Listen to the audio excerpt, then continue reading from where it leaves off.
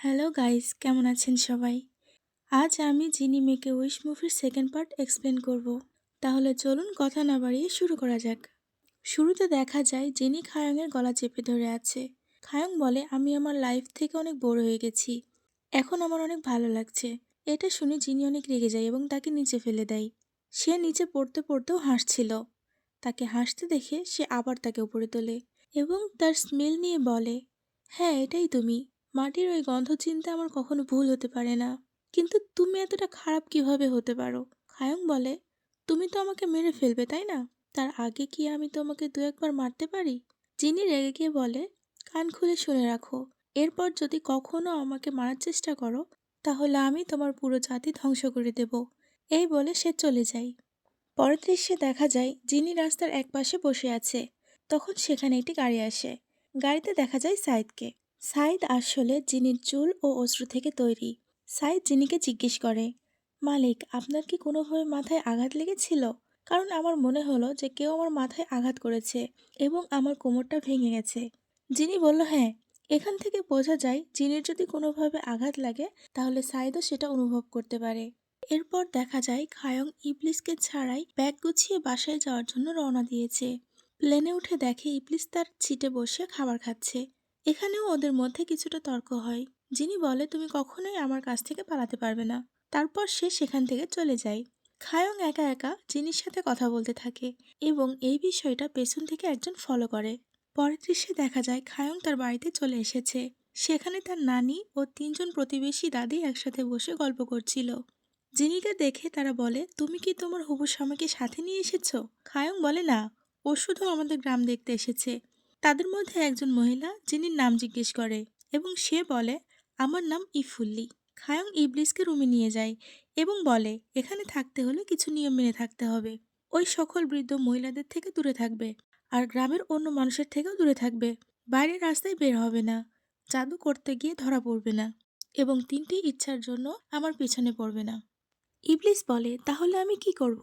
আমি এতদূর এসেছি তোমার 3টি ইচ্ছা জানার জন্যই তো। শোনো, তুমি তো আমাকে মারতে চাও তাই না? তাহলে তোমার প্রথম উইশে আমার মৃত্যু চাও। খায়ং বলে, যেটা আমি নিজে হাতে করতে পারবো সেটা তোমার থেকে কেন চাইবো আমি? এই বলে সে এক ধরনের অস্ত্র ওঠায়। জিনিকে মারতে যাবে এমন সময় তার নানি চলে আসে এবং বলে, তুমি একা একা কার সাথে কথা বলছো আর এই অস্ত্র কেন উঠিয়েছো?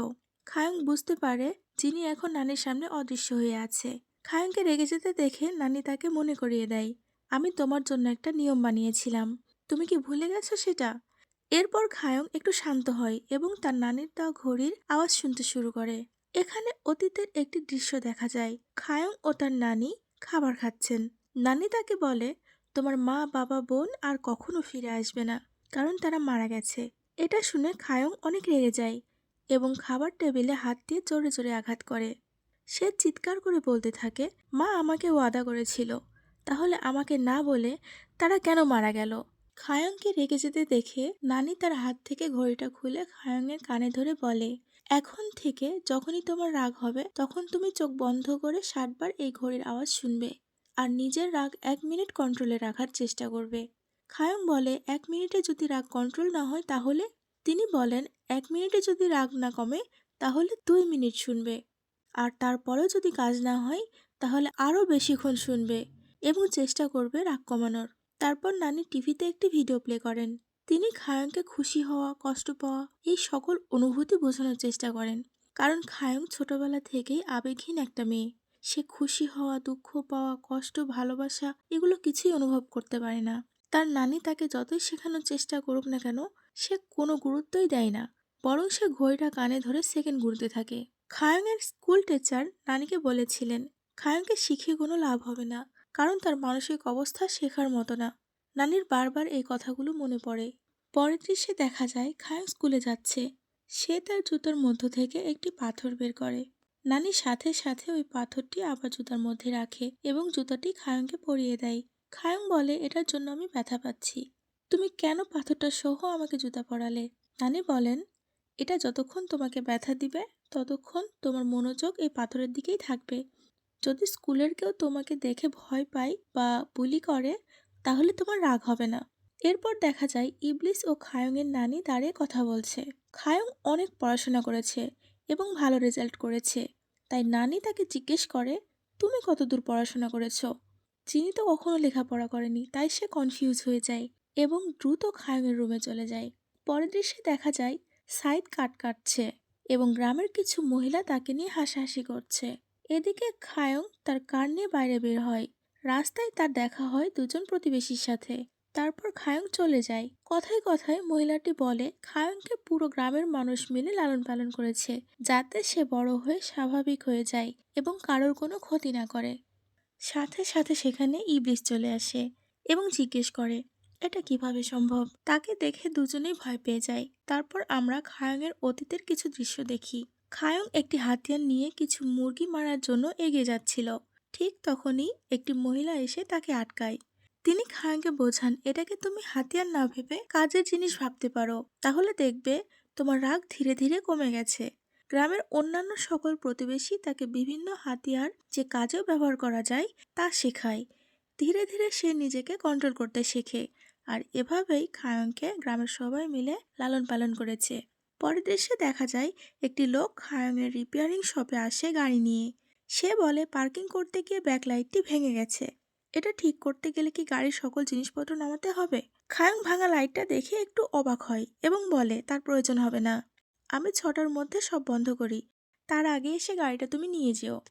তারপর দেখা যায় লোকটি গাড়ি নিয়ে তার মায়ের রেস্টুরেন্টে খাবার খেতে আসে। সেখানে সাইদ কাঠ কাটছিল এবং দুজন মহিলা বসে গল্প করছিল। এদিকে খায়ং রাস্তা দিয়ে হেঁটে যাচ্ছিল। হঠাৎ ইবলিস সামনে চলে আসে। সে কি একটা দেখে চমকে যায় এবং বলে, এটা কি জিনিস, প্লিজ আমাকেও একটা কিনে দাও। এখানে আমরা যে ব্যক্তিকে দেখি তার নাম পার্ক চাংশিক, তিনি এখানকার গ্রাম প্রধান। পার্ক খায়ংকে জিজ্ঞেস করে, শুনলাম তুমি নাকি বিদেশ থেকে তোমার ফিয়ন্সেকে সাথে এনেছো? খায়ং বলে, না আঙ্কেল, এটা আপনার ভুল কথা, ও শুধু আমাদের গ্রাম দেখতে এসেছে। এখানে তাদের মধ্যে কিছু কথা হয়। শেষে ইবলিস সম্মান জানিয়ে তার নাকের সাথে নাক টাচ করায়। এতে পার্ক অনেক রেগে যায়, কারণ তিনি নাক টাচ করানোর মানেটা জানেন না। পরে ভয় পেয়ে ইবলিস অদৃশ্য হয়ে যায়। পরের দৃশ্যে একটি গ্রসরি শপ দেখা যায়। সেখানে একটি কর্মচারীকে ঠিকমতো কাজ না করার জন্য ম্যানেজার বকাবকি করে।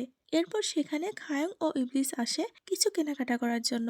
ইবলিস মলে গিয়ে অনেক সারপ্রাইজ হয়ে যায়, কারণ সে আগে কখনো এরকম সব দেখেনি। খায়ং তাকে বলে মিঞ্জির সাথে কখনো ঝামেলায় জড়াবে না, তাহলে ও তোমাকে শেষ করে ফেলবে। ইবলিস বলে, এই মিঞ্জিটা আবার কে?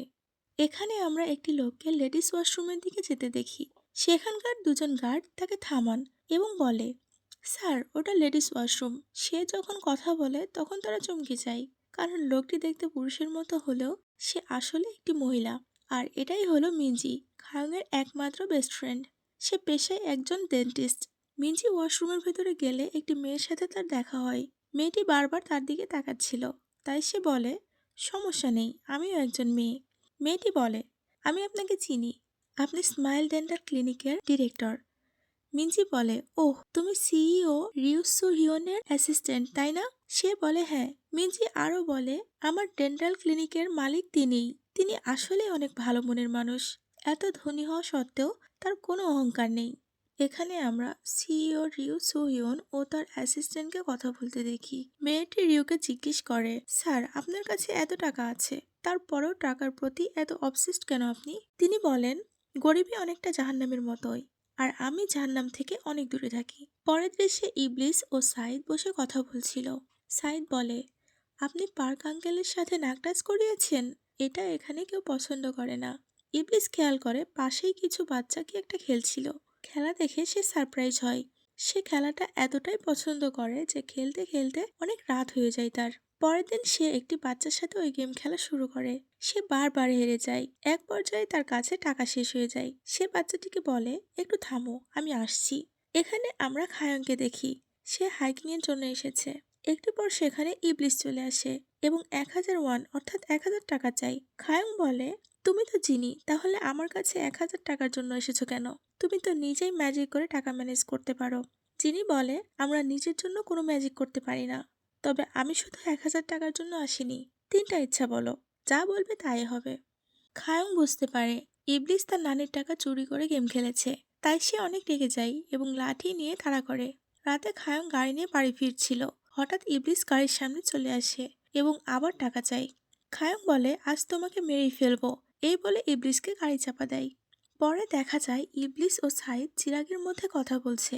সাইদ জিজ্ঞেস করে আপনার মালিক আপনাকে গাড়ি দিয়ে ধাক্কা কেন দিল। জিনি বলে 1001-এর জন্য। সাইদ বলে আপনার মালিক আসলেই একটা সাইকোপ্যাথ। যিনি সাইকোপ্যাথের মানে বুঝতে পারে না, তাই সাইদ তাকে অফিসে নিয়ে যায় এবং বলে মালিক এটার মানে জানার পর চিৎকার করবেন না প্লিজ। সাইদ এবার কম্পিউটারে কিছু সাইকোপ্যাথদের ভিডিও প্লে করে। এটা দেখে ইবলিস অনেক ভয় পেয়ে যায়। পরের দৃশ্যে খায়ং আসে মিঞ্জির কাছে। মিঞ্জি তাকে জিজ্ঞেস করে তুই দুবাই থেকে কাকে সাথে এনেছিস আর সে কি করে। খায়ং বলে ও কি করে আমি জানি না, তবে সে দুনিয়া ঘুরিয়ে আমাকে জড়িয়ে ধরেছিল আর বারবার আমাকে 3টি ইচ্ছার কথা জিজ্ঞেস করে। তারপর তাদের মধ্যে আরো কিছুক্ষণ কথা হয়। এখানে আমরা জানতে পারি খায়ং স্কেলারের আওয়াজ শুনতে পছন্দ করে আর তাই সে মাঝে মাঝেই মিঞ্জির ক্লিনিকে আসে। ইবলিস এবার একটা প্ল্যান করে। সে এবার বোঝার ট্রাই করে খায়ংয়ের কাছে অন্য কারো জীবনের মূল্য কতটুকু। খায়ং এক্সারসাইজ করছিল। ইবলিস সেখানে আসে এবং আগুন লাগিয়ে দেয়। সে বলে তুমি যদি তোমার 3টি ইচ্ছার কথা আমাকে বলো তবেই এ আগুন নিভবে, নয়তো সবাই এ আগুনে পুড়ে মরবে। খায়ং অনেক রেগে যায় এবং অন্য একটি দরজা দিয়ে বের হয়ে ইবলিসকে মারতে শুরু করে। বোকা জিনি আবারও হেরে যায় এবং প্রচণ্ড মার খায়। পরে সেখানে ফায়ার সার্ভিসের একটি টিম আসে, কিন্তু ততক্ষণে আগুন নিভে গেছে। ইবলিসকে মারতে দেখে সবাই এগিয়ে আসে আর খায়ংকে থামায়। একজন ফায়ার ফাইটার বলে তোমার মাথা তো চেকে গেছে, এটা কিভাবে সম্ভব? হাতও ভেঙে গেছে, তোমার কি ব্যথা অনুভব হচ্ছে না? ইবলিস বলে না, কোনো সমস্যা নেই, তোমরা সবাই চলে যাও আর আমাদের একা ছেড়ে দাও। খায়ং আবার তাকে মারতে শুরু করে। পরে ঘড়ি দেখে তাড়াহুড়ো করে চলে যায়। খায়ং ও মিঞ্জি একটি রেস্টুরেন্টে এসেছে। আজ বুধবার আর এখন তাদের খামচাথাং খাওয়ার সময়। প্রতি বুধবারই তাদের একই নিয়ম। নানির দেওয়া নিয়ম সে কখনোই ভাঙতে পারবে না। পরে খায়ং মিঞ্জির সাথে একটি গুরুত্বপূর্ণ বিষয় শেয়ার করে। সে একটি ফার্নিচার শপে যায় আর তার কাছে 2টি কফিন এর অর্ডার দেয়। মেয়েটি তাকে জিজ্ঞেস করে কফিনের সাইজ কত হবে। সে বলে আপনার ও আমার সাইজের একটা করে 2টা বানালেই হবে। খায়ং আরো বলে নানি যেদিন মারা যাবে সেদিন আমিও মারা যাব, সবাই মনে করবে অ্যাক্সিডেন্টলি মারা গেছি। এখানে একটা গুরুত্বপূর্ণ বিষয় জানার আছে। খায়ং প্রতিটা দিন এক একটা নিয়মের মধ্য দিয়ে চলে। সে নিয়মিত স্কুবা ড্রাইভিং ও হাইকিং করে এই জন্য যাতে তার নানির মৃত্যুর সাথে সাথে সে সুইসাইড করতে পারে আর কেউ যেন বিষয়টা বুঝতেও না পারে। খায়ং প্রতি বুধবার মিঞ্জিকে এই একই কথাগুলো বলে। এসব শুনে মিঞ্জি অনেক ইমোশনাল হয়ে পড়ে। সে উঠে পানি নিতে যায়, কিন্তু ফিল্টার থেকে কোনোভাবে পানি আসছিল না। সে একটু ধাক্কা দিতেই সেখান থেকে ইবলিস বের হয়ে আসে। খায়ং বলে তুমি কি ওখানে লুকিয়ে আমাদের কথা শুনছিলে? ইবলিস বলে আমি ওই গ্যারেজটা ঠিক করে দিয়েছি, শুধু এটাই বলার ছিল। খায়ং রেগে গিয়ে চিৎকার করে ওঠে আর সবাই তার দিকে অবাক হয়ে তাকায়। কারণটা হলো ইবলিসকে শুধু খায়ংই দেখতে পাচ্ছিল আর কেউ তাকে দেখতে পায়নি। রেস্টুরেন্ট থেকে বের হয়ে তারা একটি ক্লিপের দোকানে দাঁড়ায়। খায়ং ক্লিপটি ইবলিসের জন্য কেনে। সে বলে যখন তুমি সবার সামনে অদৃশ্য থাকবে এবং শুধু আমি তোমাকে দেখতে পাবো তখন এই ক্লিপটা তুমি পড়বে। ইবলিস বলে যদি তুমি তোমার 3টি ইচ্ছার কথা আমাকে বলো তাহলে আমি ক্লিপটা পড়বো। খায়ং তাকে বলে আমাকে বারবার ইচ্ছার কথা কেন জিজ্ঞেস করছো? আমাকে মারার জন্য এত তাড়া তোমার? সে বলে আমি একই কথা আর কতবার বলবো? তোমার জন্য আমি 983 বছর চিরাগে বন্দী ছিলাম, অর্থাৎ তোমার সততার জন্য আমি শাস্তি পেয়েছিলাম। এবার তোমার ইচ্ছার কথা বলো, তাহলে আমি প্রমাণ করে দিব যে তুমি সৎ না। খায়ং বলে প্রমাণ করো যে ওটা আমি ছিলাম। ইবলিস বলে ওটা তুমিই ছিলে। মাটির ওই গন্ধ আমি কখনো ভুলতে পারবো না। তোমার মৃত শরীর থেকে হাড়, হাড় থেকে মাটি হতে দেখেছি আমি। এমনকি এক মুঠো মাটি এখনো আমার কাছে রাখা আছে। তোমাকে লোভী বানানো আমার জন্য অনেক কঠিন হবে, তবে যখন তোমার একটা ইচ্ছা পূরণ হবে তখন ধীরে ধীরে তুমিও লোভী হয়ে পড়বে। খায়ং বলে সাইকোপ্যাথ হওয়া ছাড়া আমি আজ অবধি কোনো খারাপ কাজ করিনি। আমার নানি বলেন মানুষ নিক হয়, এখানে যদি কেউ খারাপ হয়ে থাকে সেটা শুধু আমি, তুমি ভুল। ইবলিস বলে না, আমি প্রায় 1000 বছর ধরে মানুষের ইচ্ছা পূরণ করছি। অনেক ভালো ও সৎ মানুষকে আমি খারাপ হতে দেখেছি। খায়ং বলে তাহলে প্রমাণ করো। ইবলিস বলে এখানে কিভাবে সম্ভব? খায়ং বলে এখন এই রাস্তা দিয়ে যে 5জন লোক যাবে তাদের মধ্যে 3জনকে তুমি খারাপ প্রমাণ করো, তাহলে আমি আমার ইচ্ছা তোমাকে জানাবো এবং তারপর তুমি আমাকে মেরে ফেলো। আমার নানি কখনো মিথ্যা বলে না। এটা নাও এবং কাজ শুরু করো।